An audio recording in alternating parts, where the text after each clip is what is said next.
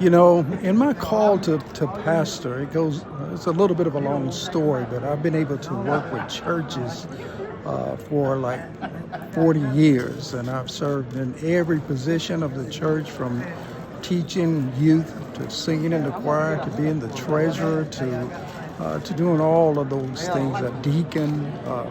So I've always tried to follow what Christ would have me to do. But that's what I would do. I didn't feel like I was called to ministry. But there was a lady in the church, and she was a praying lady.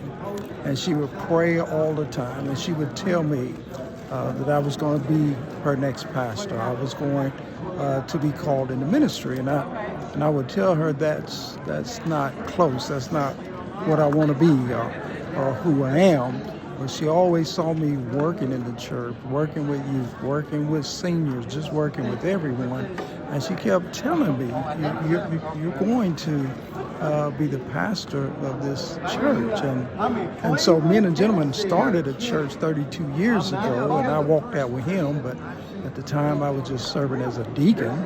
But through those years, I started feeling that call to exactly what she was praying about, and I accepted that call into ministry. And now I've been pastoring as senior pastor for 12 years, but it's been a wonderful thing. And the lady that prayed for me, that she was always praying for me, she ended up with Alzheimer's, and it was just we would always take care of her as much as we could, but she was a praying woman, and she prayed for me. And I think through her prayers, God worked through me.